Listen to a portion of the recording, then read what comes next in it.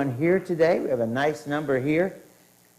Have you ever made a mistake in your life and have somebody just hold it against you forever? I'm not saying you specifically, because our wives would never remind us. My wife reminded me this morning of a mistake yesterday, first thing out of her mouth. But anyway, you can ask her about that later.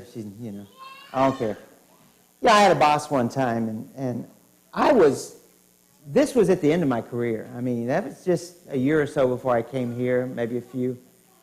After 9/11 happened and we got into a wartime footing, our headquarters had a command center that ran 24 hours, 7 days a week. And for a while there, I was the commander, the nighttime commander of that. I managed all Army Reserve troop movements worldwide. Every assignment, every deployment. So it was a pretty responsible job, and it's just like on the movies, the room's kind of the same. I sat up on this raised booth. I had people just below my desk, runners, and we had a room full of computer tables and all of them labeled, and an officer behind every one of those with their NCO that ran for them, and TV screens everywhere. Yeah, just like the movie sets. We're not as powerful as the movie makes it, but, it's kind of a cool job to have. So one night, in the middle of the night, I had to make a decision, and I made that decision. And I notified the unit. And the next morning, my boss comes in and says, "Hey, by the way, before you leave, do you know about this situation?" I said, "Yeah, this is what I told him in the middle of the night." And he goes, "What? I called him and said something different. You've embarrassed me." Well, I was the nighttime commander. It's in the outbrief. Did you read the outbrief for the morning? Well, I don't have time to do that sort of thing. Then it's not my fault you didn't know what we did. He said, "From now on, you don't make any calls without me." I said, "So 24 hours a day, you're on call now. I mean, I'm the night commander. I will call you in the middle of the night." Well, I got in trouble because I tried to make my point a little later on. I had to go to the bathroom, and I emailed him, "Sir, may I go to the little boy's room, please?" Yeah, that didn't go over very well. But regardless, luckily, his boss, a 3-star general, came in and said, "How long has he worked for us?" "How long has he been the night commander?" "Well, this many months." "How often is he right?" "Well, most of the time." "So do you think one thing that just embarrassed you because you two didn't agree on something is worth never letting him make another decision?" Now, in his mind, he said yes. But because his 3-star general was standing there, he went, no, I may have, overreacted. He goes, "I think we may have a little bit." Well, in the Bible, there's a story of a young man that makes a mistake. Or there's not a story, JC. There is a lesson in the Bible, a true depiction in the Bible. My wife looked at me too with that. There's a depiction in the Bible of a young man who makes a couple mistakes. And the people around him don't want to give him a second chance. But this is a lesson about second chances. It's not going to sound that way in the beginning, but it is. Let's talk about the first incidence of it. When Jesus is in the Garden of Gethsemane and he's been praying and he's surrounded by his 3 best friends, and the temple guard, along with a small, what's called a cohort of Roman soldiers, come to arrest Jesus. Now, Peter wants to fight. But Jesus says no. And as this happens, and there is a struggle, a little bit of a struggle going on, and we know one of the soldiers' ears gets cut off and it's miraculously healed. And in this struggle, as the disciples take off because they don't want to be arrested with Jesus, there's a young boy of around 14 maybe, 15. And he's watching this unfold. And he gets scared. Now, he clearly, from other things that happen, is a follower of Jesus, and so is his mother. And so is his cousin. You might have heard of his cousin, a guy named Barnabas. Anyway, his cousin is a follower too, and this young man gets so scared that when somebody grabs at him, he runs straight out of his toga, as it were, his wrap, runs home naked. A few years later, this young man's going to reappear, and there's been this whole controversy with the Gentiles coming into the church along with the converted Jews. There's discussion about circumcision, and Paul and Barnabas get ready to go on another missionary journey. And this young man has grown up a little bit. He's probably now 30-ish. We don't know exactly.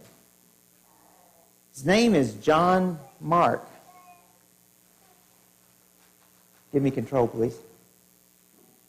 His name is John Mark. And on the first missionary journey, for whatever reason, he went home mid-journey. Now, you can guess anything you want to guess about why he went home. We'll mention that in a minute. But he goes home. And for a zealot like Paul, that's enough.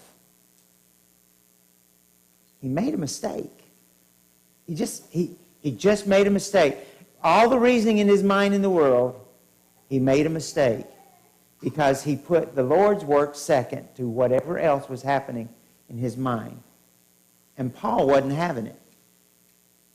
And Paul says, I don't want him. I don't want him with me. I don't want him near me. And so they go their separate ways, with Barnabas taking this young man on this journey and Paul leaving him. Let's talk about that this morning. We're going to look at the biblical account, and we're going to try and apply that to our lives as we work through this. Let's start with the reading, and then we'll move forward. Good morning. Reading this morning, we come from Acts chapter 15, verse 36 through 40. After some days, Paul said to Barnabas, "Let us return and visit the brethren in every city in which we proclaim the word of the Lord, and see how they are." Barnabas wanted to take John, called Mark, along with them also. But Paul kept insisting that they should not take him along, who had deserted them in Pamphylia and had not gone with them to the work. And there occurred such a sharp disagreement that they separated from one another, and Barnabas took Mark with him and sailed to Cyprus. But Paul chose Silas and left, being committed by the brethren to the grace of the Lord. As we go through this, if my comments seem a little negative about John Mark, my assumptions about why he left stem from one word in the translation. It's a word that's fairly definitive in Greek, and that is deserted. He deserted us. That's a very strong, very positive verb that means just left. I started to say just deserted, but same. You know the word. So let's start. Let's look at John Mark just a little bit as we begin. John Mark is the son of a woman named Mary. This is one of the most confusing things. I think Bob and I talked about this Wednesday night. One of the most confusing things in the account of Jesus' life is the fact that about 3 or 4 of his strongest followers, his most committed followers, are all named Mary. And it can really get confusing. So as Mary and Mary went to the tomb, and Mary followed him up to, there was Mary and there was Mary at the cross. And now here's another Mary, and she's different than those Marys, but she's Mary nonetheless. In fact, this Mary, it's thought, provided them the place of the Last Supper. So she is a follower from fairly early on. She's a strong enough follower that her son is the one that decides to go up and see what's going on in the garden. Jesus takes his 3 closest friends, and a little boy sneaks in on to be with him. So that's who this is. This is, as I said, probably the boy that runs away from the guards. The Greek word here to describe young man indicates somewhere in the range of 14 to 16 or so years old, in the way that they look at people. I'm going to read to you from an ecclesiastical history. This is written by Eusebius. And I'm going to read it just because I didn't want to memorize it.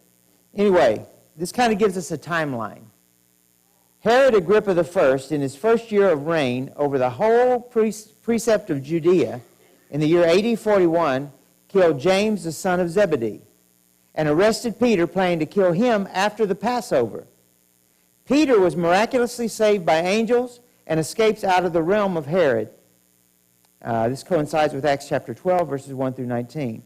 Peter then goes to Antioch, then through Asia Minor, visiting the churches of Pontus, Galatia, Cappadocia, Asia, and Bithynia, as mentioned in 1 Peter chapter 1, verse 1. And he arrives in Rome in the second year of Emperor Claudius, which would be AD 42.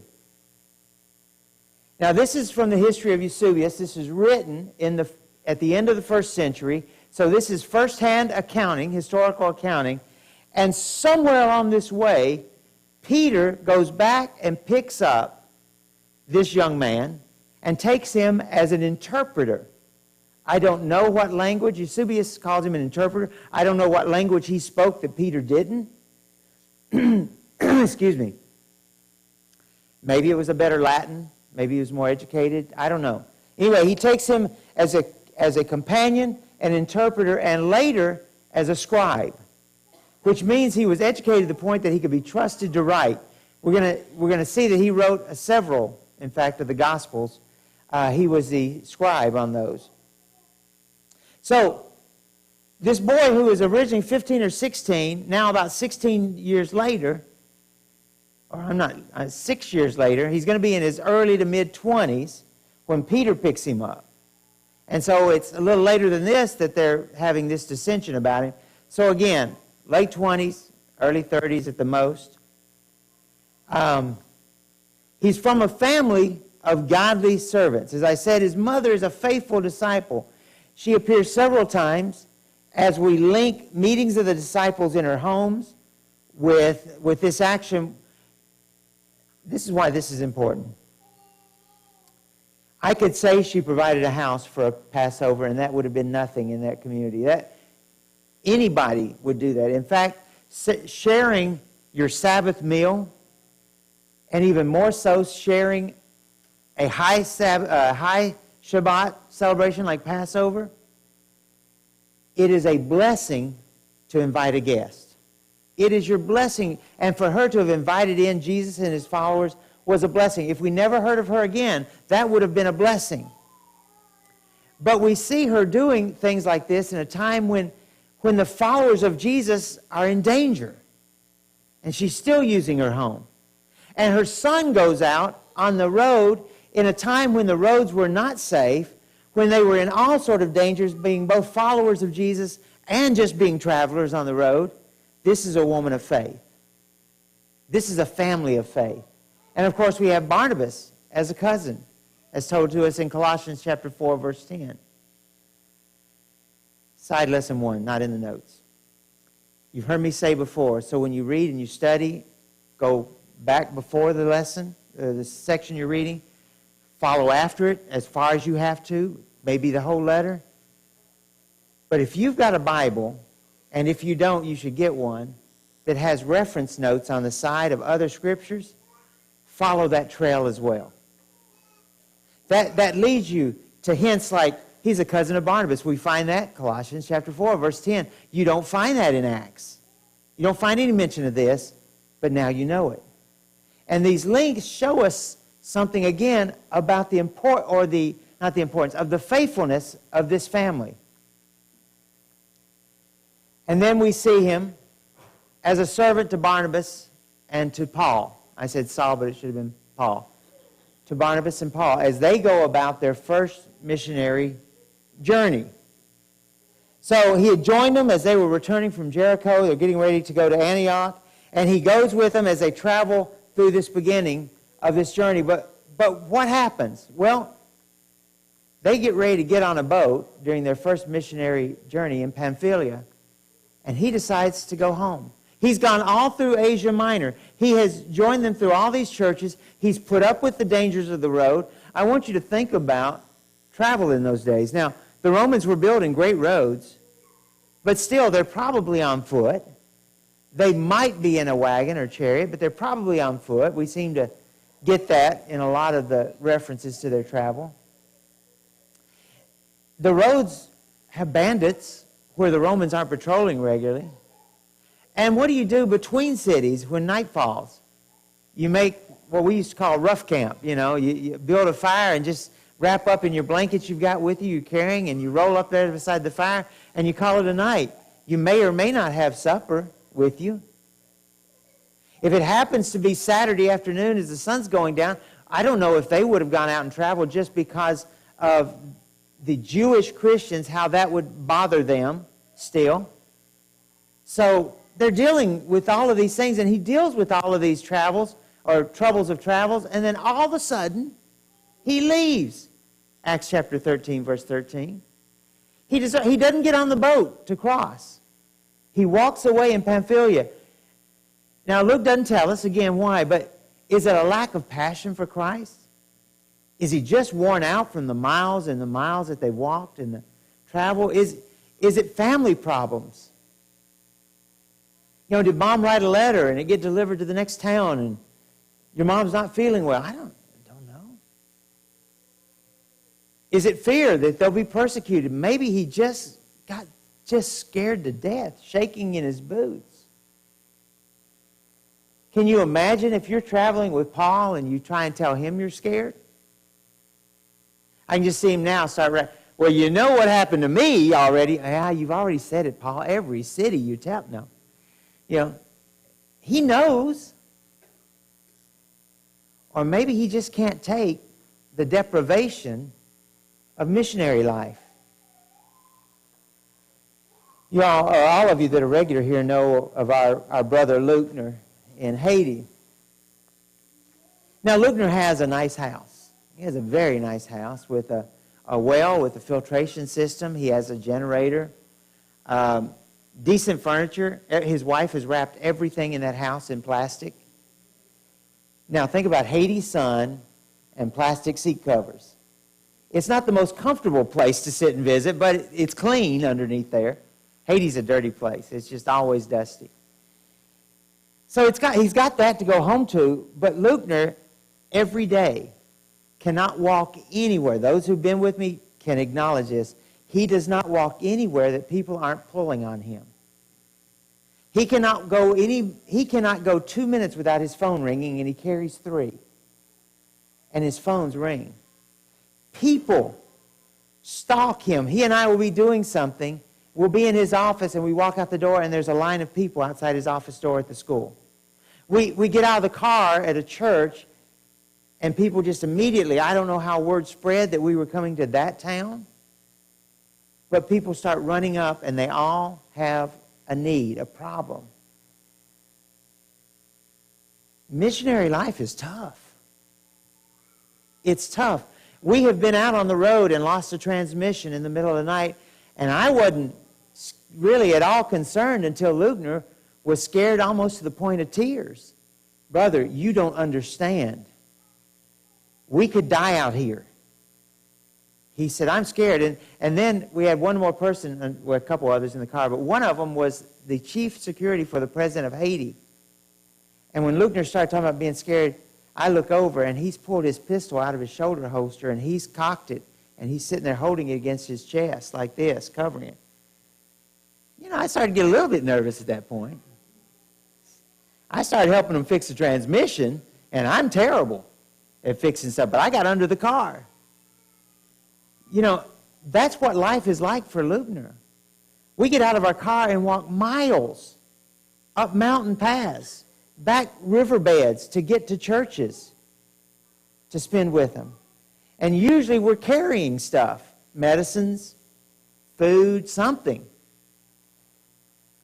The deprivation of being a missionary is tough, and you've got to be super committed. Was John Mark just, I don't want to do this? I don't know. I'll leave it to you. So then, they get ready to do, some time passes, they get ready to do their second missionary journey, and John Mark comes back and says, changed my mind, I'm ready to go. This time, I'll go. I can hear Paul say, really? This time you're ready to go? You're going to stay with us? I'm pumped. I want to go with you and see these churches you planted. Barnabas and Paul argue about it. I mean, if you read between the lines in the text here, it seems like there was a strong disagreement. This is not, I don't know, Barnabas, what do you think? This is, I won't go with him. He's not going with me. But we're not going to walk into a church in Galatia that's already struggling with problems and have him say, you know what, I don't want to put up with this. I'm going home again. I'm not going to do that. So eventually, as I said before, Paul goes his way with Silas. Barnabas goes his way. Now, when we talk about God's will be done, when you pray for God, your hand in it, as a result of this argument between two of our strongest missionaries of the time, twice as many places were seen. God's work was carried out in double the power that it was before. But eventually, Paul and John Mark reconcile. In fact, to the point that Paul says, he has been useful to me. Wow, what'd he do? Send him. I need him with me. I'm under house arrest. I want him with me. I tell you one of the things I think that Paul wanted. Again, we'll go back to Jeff's beliefs on this. Because of my strong belief that Paul had a chronic eye problem, I think he needed a scribe. I want him to sit and write for me. But whatever it is, he is useful to me. So he sends letters. You need to support him in his work. I want you to embrace him as a brother in Christ. He's valuable. He's now trustworthy. He also becomes a major help to the Apostle Peter. In fact, he takes, and see, a lot of you thought the book of Mark was because Mark was just right up there with the other apostles and he is reliving the story as he saw it, but that's not what he does. He is taking Peter's story of events and writes the book that we call Mark. He writes them, a lot of them somewhat firsthand, but he's writing them from the recollections, from the discussions of Peter and what he taught him. So how are we going to apply this to you and me? Because Bible lessons are of no account, no value if you don't use them. Well, in fact, there are a lot of highly educated, highly trained Bible scholars that clearly don't understand what they've read. They've gone so far trying to either uphold their denominational beliefs and make a reasoned argument that does not match the Word, to the fact that if you're going to be a PhD, you've got to publish or perish, so I need to make up something so I can write a book so I can get my PhD. I don't know. But we need to make application, and we need to use the words that we read, the study that we do. And so how are we going to do this? Well, one, we need to be a people that uphold the weak. When someone is weak and makes a mistake, we need to back them up. Second chances are important. Now, this is hard to do sometimes. I'm going to tell you, even though, my boss gave me a second chance, or my boss's boss, I wasn't as good about it to my employees. I was a perfectionist. And my reasoning was, lives depend on our decisions every day. I had a good reason. But still, I should have been more patient because I had people that were new. People that were not paid like I was paid to do the job. And so they weren't as passionate about the job as maybe I was. But we need to uphold people. And when they make a mistake, help them fix the mistake and move forward. I think it's incredible, and I think it's God's hand that John Mark went with his cousin Barnabas, because we all know Barnabas was known as the one that encourages. So, I got to figure, okay, this is Jeff's guess again, but they take off on their trip. John Mark's ears are stinging a little bit from the fight between Paul and Barnabas. And can't you hear Barnabas? Listen, yeah, you messed up. You messed up. But you're going to do good this time. We're not going to let those things get in our way again, are we? I trust you. I got a feeling one of the very first places they go, John Mark was in the pulpit preaching. Because that's what I would do for one of our young men. You know? Garrett, you kind of blew that Devo, son. You'll get it right next week. I guarantee it. You know, I have faith in you. And Garrett will tell you, he's been on the end of that sort of discussion before. Encouraging them. Acknowledge, yeah, you know, you stumbled on it, but you'll do better next time. You will. And I'm going to help you get that chance. Josh has been on the end of me coming up and saying, put him on this more often, please, so that they learn, you know. Even Paul needed the encourager's help. Even Paul had needed Barnabas' help. Let's go over to Acts chapter 9, verses 26 through 29. It's Acts chapter 9, verses 26 through 29. And when Saul had come to Jerusalem, he tried to join the disciples, but they were all afraid of him and did not believe that he was now a disciple himself. But Barnabas took him and brought him to the apostles. Different groups here. Followers, disciples. Now, Barnabas takes him to the apostles. And he declares to them how Saul had seen the Lord. In verse 25, then Barnabas departed for Tarsus to seek Saul. And I'm sorry, that was chapter 9, 26 through 27. Now drop down to chapter 11. I apologize, I'm jumping ahead of you. Chapter 11, verses 25 and 26. Then Barnabas departed for Tarsus to seek Paul. And when he had found him, he brought him to Antioch. So it was for a whole year that they assembled with the church and taught a great many people, and the disciples were first called Christians there in Antioch. Barnabas takes him when nobody believed in him and says, this is our brother. He said he saw the Lord, and I believe him. Takes him to the apostles for that. And then some time passes, and he says, listen, you're going to go with me. You're going to the mission field with me. We're going to Antioch. You're going to stay with me. We're going to preach. Now, he had gone out to spend some time alone. We remember that. And now he's back. You're going with me on the mission field. You're going out here and help me with this. So Barnabas puts into practice the very thing he's telling. And later on, Paul puts it into practice, but he doesn't remember it in the beginning with John Mark. So note to self. 1 Thessalonians chapter 5. Now, we exhort you or beg you, brothers, warn those who are unruly. Comfort those who are faint-hearted or scared. Uphold the weak. And be patient with everyone.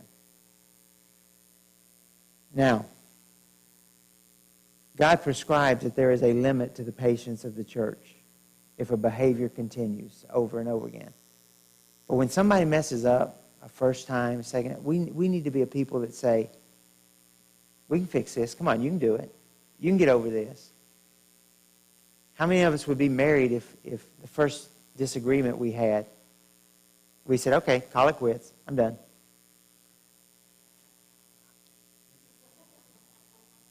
Or the second 100. Not me. We need to be patient with each other. That's how love grows in a relationship, and that's how love grows in a church. Secondly, we do need to remember that the Lord's work comes first. We've got to put God first. John Mark didn't put God first in that first missionary journey. Whatever the reason, he put God second to his reason for deserting them.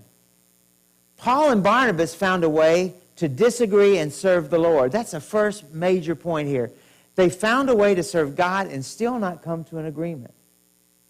You and I can disagree.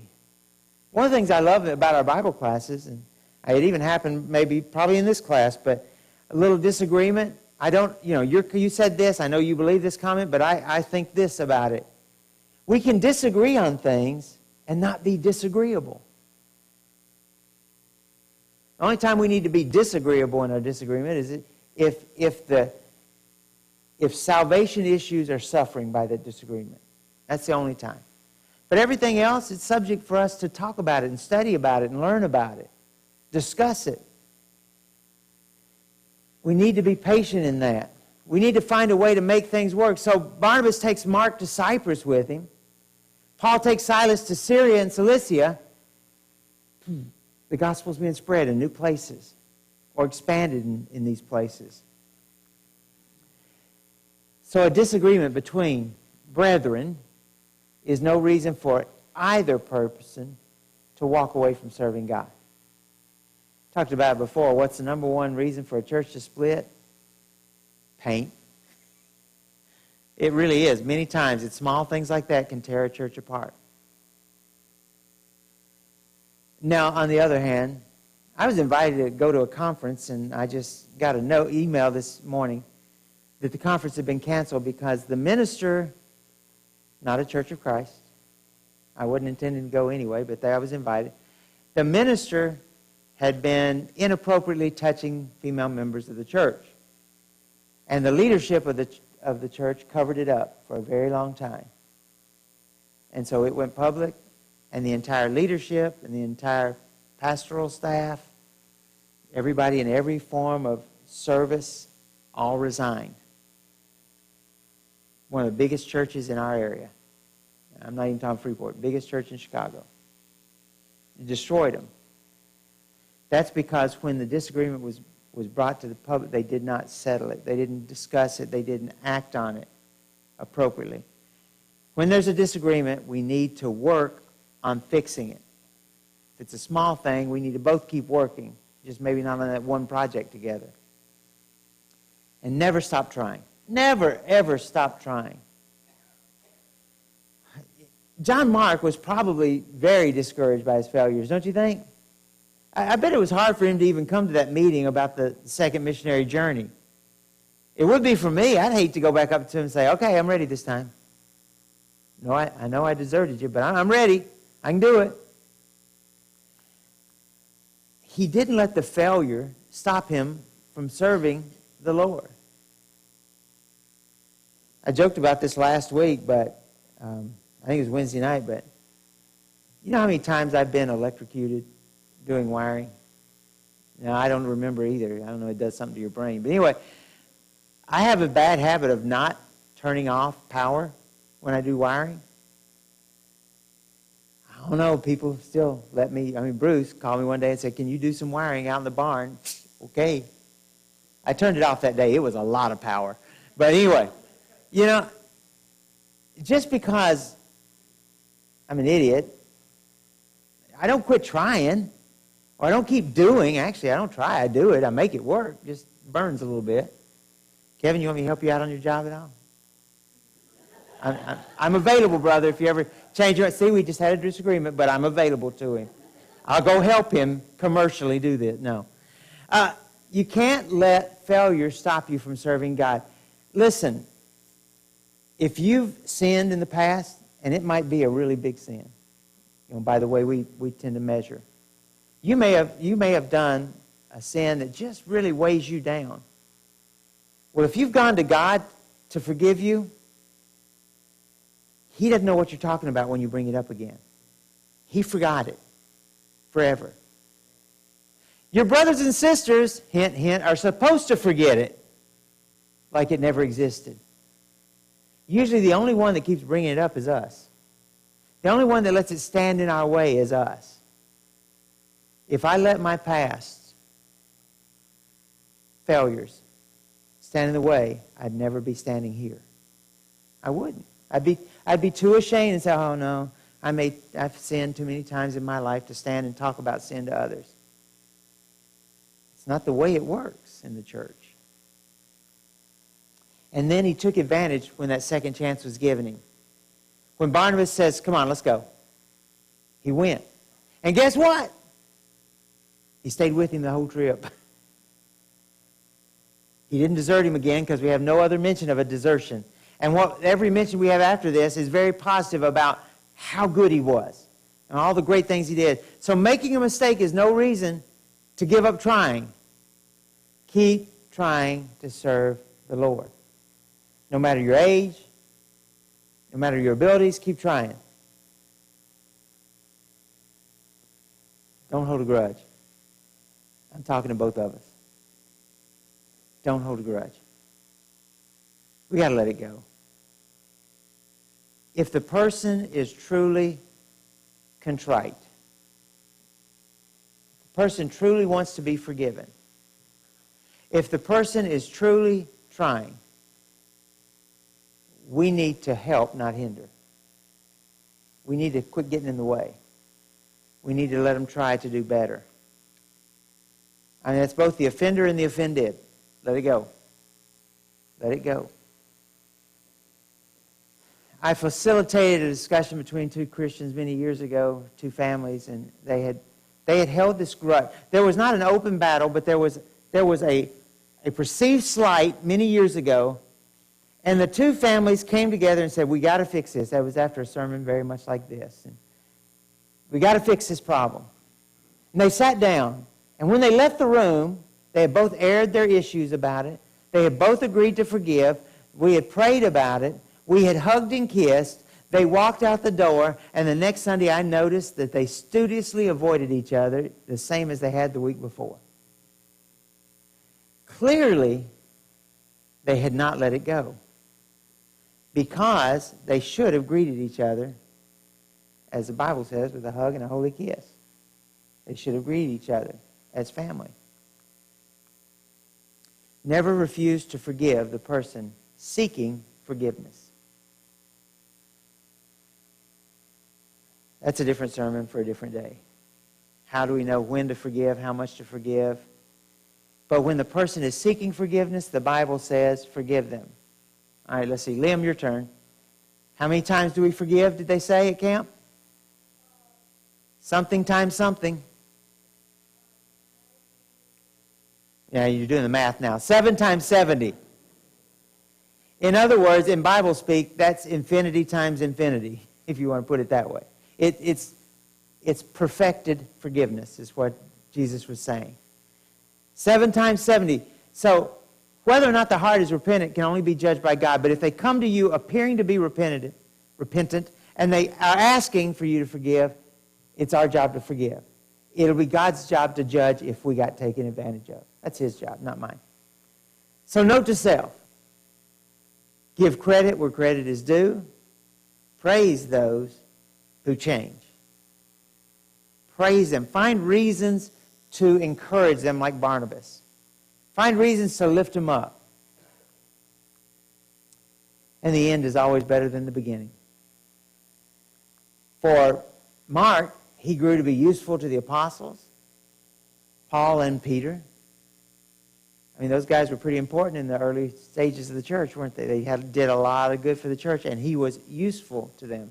He was working with them. He wrote one of the books that we read so often. He even became useful to us today because of the words he wrote. We can still open up and say, hey, quitter, what do you say about this? What do you say about this? Ecclesiastes says the end of the thing is better than the beginning of it. If we fight the good fight, if we remain faithful, sinners, but faithful, which means forgiven sinners, the end of this thing, no matter how bad the middle is, it's a good deal. Success is measured by how we finish the fight, not how we start it. Not how we started. So, when someone walks away is the subtitle of this lesson, we need to be a people of love, of compassion, of understanding. We need to be a people that when we mess up, we need to admit our mistakes. When we're doing wrong, when we're hurting someone else, we need to be ready to confess that. We need to be ready to get it taken care of. I am, on a weekly basis right now, telephone counseling a person that's really going through a hard time. And I keep telling them, you've got to verbalize. You've got to verbalize this pain. Otherwise, it just stays there. You know, you can have surgery, everything looks good on the outside, you can get, an abscess, whatever, something in there. The doctors don't just say, forget it, it'll go away on its own someday. They get it out. When you've got a sin that's just rolling around inside your heart, inside your head. Cut it out. Get it out. Get it forgiven. And get on with God, what God has for you to do. Because God has a work and a plan for everyone. He's got a plan for the person that hates him the worst. That person just never realizes what the plan is. Never works. If we can help you today in your walk, we offer a chance to come. While together we stand and while we